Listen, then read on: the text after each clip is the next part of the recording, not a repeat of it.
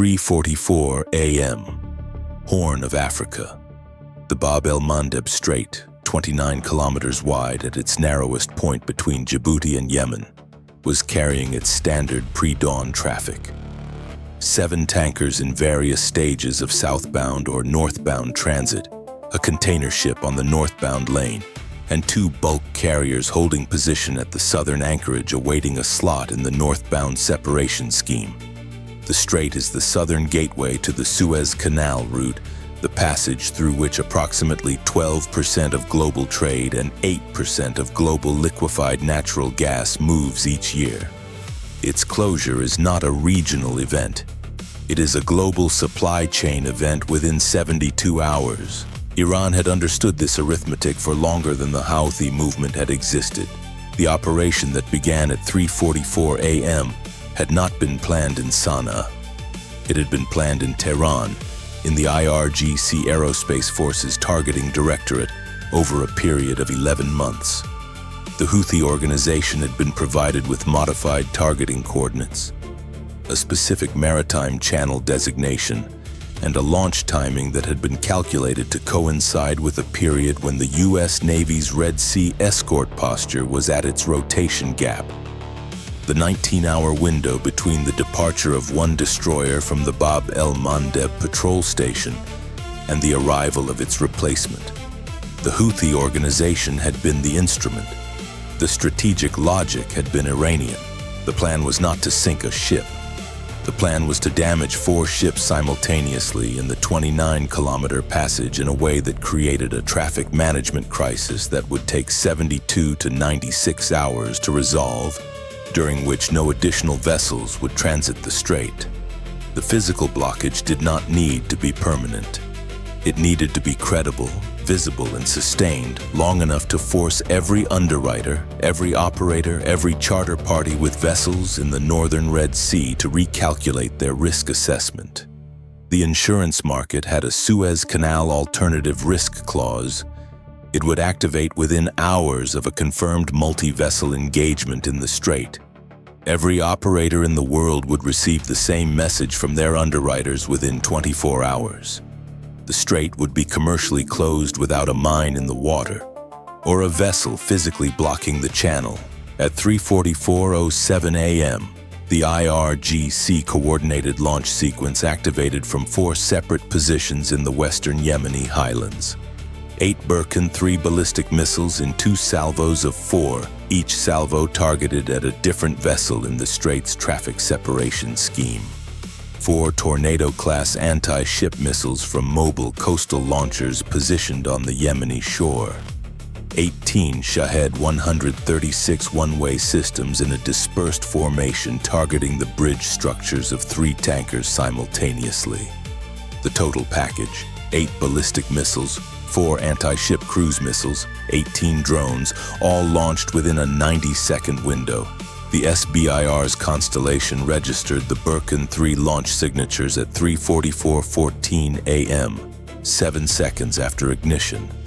The Space Delta IV analyst covering the Red Sea sector had been monitoring the strait for 47 consecutive days and had processed 61 previous Houthi ballistic missile events. At 3:44:22 a.m., 15 seconds after first signatures, she flagged this event as different from all 61 preceding ones.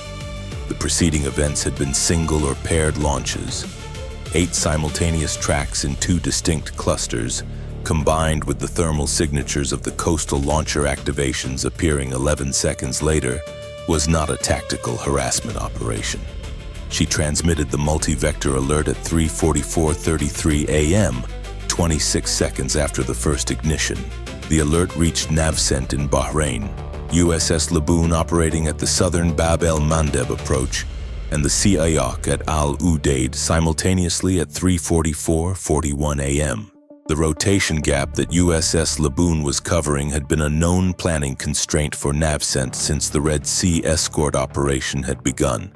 Maintaining a continuous Aegis-capable presence at the Bab el-Mandeb southern approach required either 2 destroyers overlapping their patrol cycles or accepting the 19-hour gap that the standard single-ship rotation produced. The two-destroyer option had been the preferred posture during the operation's initial deployment phase. It had been reduced to the single-ship rotation 11 weeks earlier when escalating demands in the Western Pacific had required the reallocation of one of the two Red Sea destroyers to Indopacom's force structure. The reduction had been a risk acceptance decision, documented, reviewed at the flag level, accepted as manageable given the overall risk assessment. The Houthi organization's operational pattern analysis, compiled by NavSense Intelligence Cell, had identified the rotation gap timing through 47 days of observing the departure and arrival patterns of the on-station vessel. 47 days of watching, one data point per day, a pattern that resolved into a 19-hour window. The operation had been planned for the middle of that window. The IRGC's planning directorate had produced the same analysis from the same observable data. The rotation gap was not a secret. It was a publicly observable pattern in the AIS tracking data that any maritime analyst could have identified. USS Laboon was 14 nautical miles south of the Strait's southern entrance. It was the only Aegis-capable vessel within direct engagement range of inbound ballistic tracks aimed at the Strait. Its commanding officer had been at elevated readiness since the rotation gap notification. The 19-hour window was a known vulnerability, and NavCent had designated elevated alert posture for the on-station vessel during the gap period. The elevation had been in effect for 6 hours.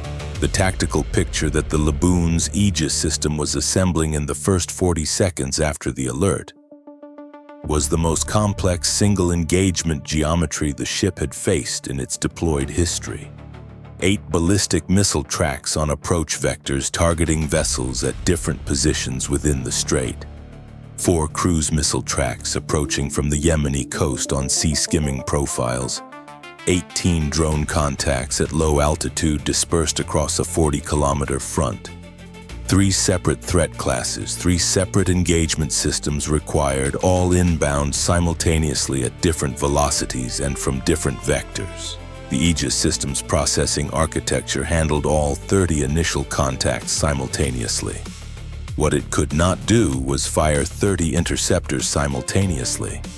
The VLS cells required a firing sequence. Each missile needed a launch window, an ejection clear of the preceding launch's exhaust plume, and a guidance system initialization period. The maximum sustained fire rate from the Laboon's VLS was approximately 1 SM-2 or SM-6 every 4 seconds. Against 8 ballistic tracks with terminal phase arrival times ranging from 4 to 7 minutes, and 4 cruise missile tracks with terminal arrival times of approximately 6 to 8 minutes, the engagement sequence had to be precisely prioritized, or the system would be firing at targets that had already impacted before their assigned interceptors arrived. The Laboon's tactical action officer ran the engagement priority calculation in 11 seconds. She assigned SM-6 in dual mode to the 4 ballistic tracks with the shortest terminal phase timelines. The 2 Birkin 3s targeted at the southernmost vessels in the Strait, which had the most direct approach geometry and the fastest terminal velocity. SM-2 to the 4 remaining ballistic tracks. Sea Sparrow to the 4 cruise missile tracks, whose lower approach altitude made them less compatible with the SM-2 geometry. CRAM to the drone formation, accepting that CRAM's engagement rate against 18 dispersed contacts would not achieve full coverage, and that some drones would reach the vessel engagement range. The first SM-6 launched at 3:45:07 a.m., 26 seconds after the Laboon received the alert. The firing sequence ran continuously from that point, one launch every 4 to 6 seconds depending on the complexity of each solution computation. The Birkin 3 ballistic intercepts were the most time-critical element. The SM-6 rounds launched against the 2 priority tracks achieved intercepts at 3:46:44 a.m. and 3:46:51 a.m. The first at 31 kilometers altitude, the second at 28 kilometers, 7 seconds apart. The next two SM-2 launches against the third and fourth ballistic tracks achieved intercepts at 3:47:09 a.m. and 3:47:34 a.m. 4 of 4 priority ballistic intercepts confirmed in approximately 2 minutes of continuous firing. The remaining 4 Birkin 3 tracks were assigned to SM-2. 3 intercepts succeeded at 3:47:18 a.m., 3:47:44 a.m., and 3:48:01 a.m.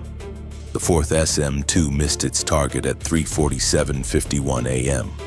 The Birkin 3 had executed a terminal maneuver consistent with the modified trajectory profile that the IRGC had introduced to the Houthi inventory 5 months earlier. The same modification that had complicated Carney's defense in a different scenario. The terminal maneuver degraded the SM-2's solution by 6.4 meters. The Birkin 3 continued to terminal phase. The tanker MV Sounion Spirit, transiting the northbound lane at approximately 13 knots, was the target. The Birkin 3's re-entry vehicle impacted the vessel's forward cargo section at 3:48:14 a.m. The warhead detonated in the number 2 cargo tank. The tank was carrying crude oil. The resulting thermal event and structural breach was immediately visible to every vessel in the Strait. A column of thermal signature rising from the northbound lane, visible on radar and infrared at ranges exceeding 40 kilometers. 1 tanker hit, 1 lane potentially compromised, 1 column of visible thermal signature that every operator monitoring the Strait would observe within minutes. The IRGC's insurance market calculation had required only 1 impact to activate. 1 confirmed multi-weapon engagement with 1 confirmed impact was sufficient for the risk clause. The 7 other tankers and cargo vessels in the transit scheme had already begun making their own calculations. At 3:50 a.m., the masters of 3 southbound vessels in the northbound waiting area transmitted requests to the Maritime Coordination Authority in Dubai, requesting guidance on whether the transit was safe. The question was being asked to an authority that had no answer yet. The LNG carrier BW Pride's situation was the one that had most concentrated the attention of every maritime authority monitoring the situation in real time. An LNG carrier in the Bab el-Mandeb's 29-kilometer passage with disabled bridge navigation was not merely a damaged vessel. It was a navigational obstruction in one of the world's most commercially critical passages, and it was carrying 170,000 cubic meters of liquefied natural gas that, under specific conditions, could produce a vapor cloud with a flammable range extending several hundred meters. The conditions required for a major LNG event were more specific than popular perception suggested. An open water LNG spill required a specific combination of release rate, atmospheric stability, and ignition source that was far from automatic. The vessel's cargo containment systems had not been breached.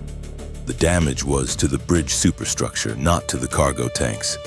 But the combination of an LNG carrier, a disabled navigation system, active thermal events from the tanker strike visible across the Strait, and a 29-kilometer passage with active traffic was a situation that the emergency response architecture had to manage before any other consideration. NavSense Maritime Coordination Authority issued an immediate navigation warning at 3:53 a.m., clearing all vessels from the northbound lane in the Strait's central section until further notice. The cruise missile engagements were resolved between 3:47 and 3:51 a.m. USS Laboon's Sea Sparrow interceptors achieved 3 of 4 cruise missile neutralizations. 1 Tornado missile penetrated the engagement envelope and was engaged by CIWS at 3:51:07 a.m. at 1.8 kilometers range.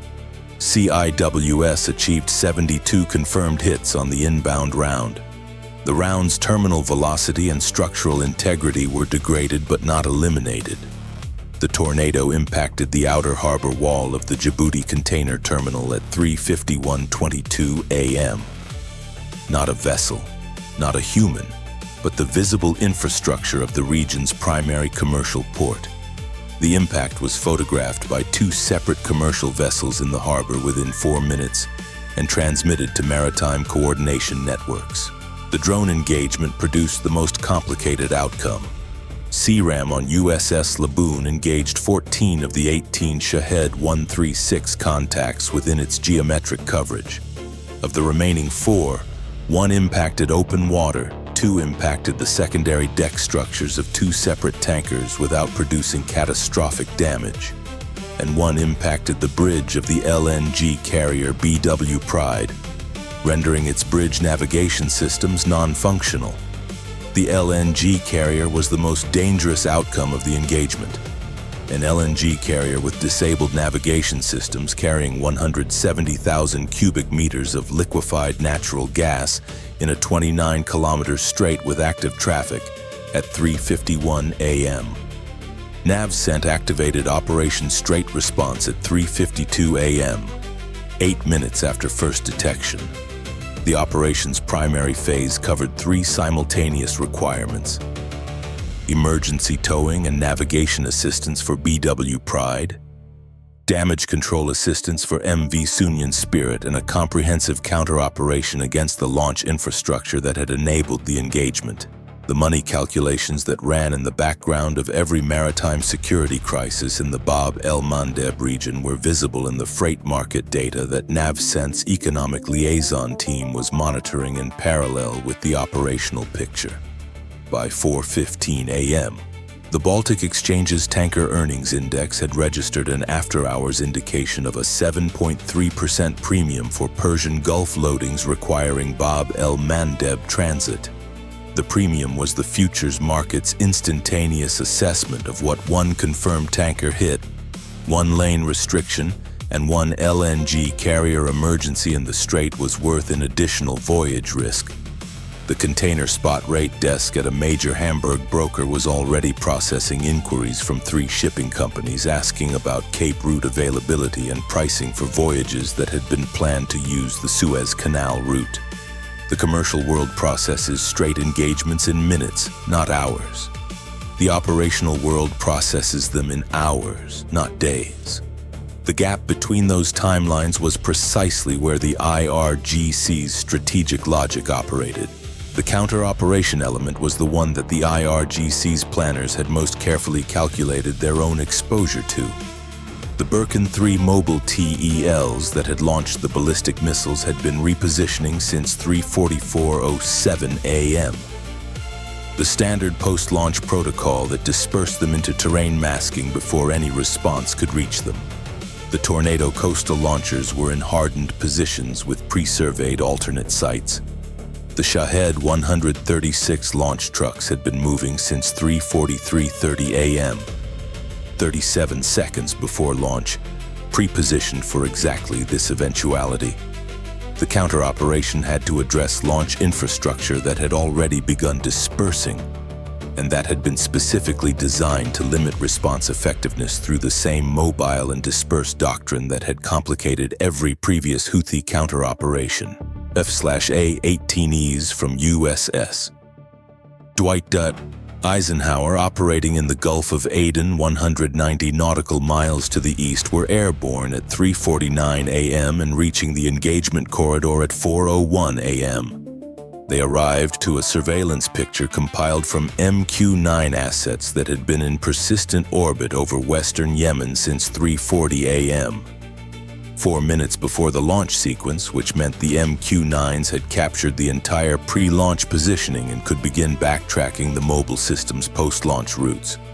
3 Birken 3 TEL systems were acquired on post-launch repositioning routes at 4:03, 4:07, and 4:11 a.m. Each was engaged by JDAM from F/A-18E platforms. 3 confirmed non-operational assessments between 4:06 and 4:14 a.m. The remaining 5 TEL systems had successfully dispersed beyond acquisition geometry before engagement. The Tornado coastal battery was engaged by AARGM-ER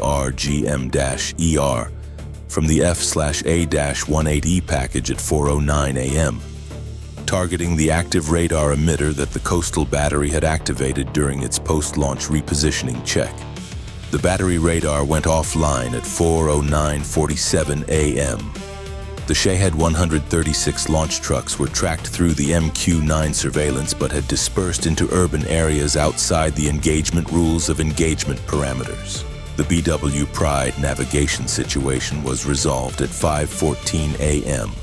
when a Djiboutian Coast Guard tug reached the vessel and established towing assistance. The LNG carrier was brought to controlled anchorage at 6:22 a.m. The MV Sounion Spirit's thermal event was suppressed by the vessel's fire response team by 4:47 a.m. The vessel remained afloat with significant cargo damage and structural compromise to its forward section. It was assessed as non-operational as a trading vessel pending survey. The northbound traffic separation lane of the Bab el-Mandeb was restricted pending navigational clearance assessment until 8 a.m. 4 hours and 16 minutes of lane restriction. 15 vessels that had been in the pre-transit holding area altered their routing within that window, diverting to the Cape of Good Hope route rather than waiting. The diversion added approximately 10 to 14 days to each vessel's voyage. The insurance market's Suez Canal Alternative Risk Clause activated at 4:23 a.m. within 39 minutes of the confirmed engagement. By 8 a.m., maritime advisories had been issued across 14 classification societies and 9 major underwriting syndicates. The commercial impact was running before the operational response had completed its first cycle. Time from first Birkin 3 ignition to SBIRS alert, 7 seconds. Time from alert to Laboon first SM-6 launch, 26 seconds. Total Houthi systems launched, 30 across 3 platforms. Intercepted or defeated 27 of 30. Systems producing confirmed military effect. 1 Birkin 3 impact, 1 tornado at Djibouti Harbor Wall, 1 Shahed at BW Pride Bridge. Vessels requiring emergency assistance. 2. Vessels sustaining material damage. 3. BW Pride LNG carrier navigation restored under tow, no cargo event. MV Sounion Spirit afloat, fire suppressed, non-operational as trading vessel. Lane restriction duration, 4 hours, 16 minutes. Insurance clause activation, 39 minutes after first engagement. Vessels diverting to Cape route within first 8 hours, 15. TEL systems confirmed non-operational, 3 of 8 launched. Counter-operation time from last launch to first TEL engagement, 19 minutes. Adversary strategic objective, insurance market activation and commercial disruption, achieved within 39 minutes of the first launch. The 11-second priority calculation that USS Laboon's tactical action officer had run at 3:44:51 a.m. before the first interceptor had been launched was subsequently analyzed by the Surface Warfare Readiness Center as a training data point. The calculation had required the officer to simultaneously evaluate 30 contacts across 3 distinct threat classes, assess the terminal arrival timelines for each, determine the engagement system best matched to each class given the specific approach geometries, and sequence the firing solution to maximize overall intercept probability while accounting for the VLS's physical firing rate limitations. The standard training benchmark for this calculation was 45 to 90 seconds. For a single threat class engagement with fewer than 12 contacts, she had completed it for a 3-class 30 contact engagement in 11 seconds. The Surface Warfare Readiness Center's analysis noted that the outcome had been directly dependent on that calculation. A less optimal engagement sequencing would have produced at least 2 additional impacts, potentially including one against the LNG carrier rather than its bridge structure. The 11-second calculation was entered into the Navy's training curriculum as a documented operational reference within 6 weeks of the engagement. The engagement had produced an intercept rate of 90%. 3 systems had produced military effect. 1 tanker had been hit, 1 port facility had been struck, 1 LNG carrier's bridge had been disabled. The Strait had been restricted for 4 hours. 15 vessels had diverted. The insurance clause had activated. By every measure of the IRGC's planning document, The operation had succeeded at its strategic level while failing at its tactical level. The tactical success rate had been 90% in the defender's favor. The strategic success rate had been 100% in the aggressor's favor. The two numbers were not contradictory. They were the precise mathematical expression of why the Strait remained the most asymmetrically vulnerable geographic point in the global trading system.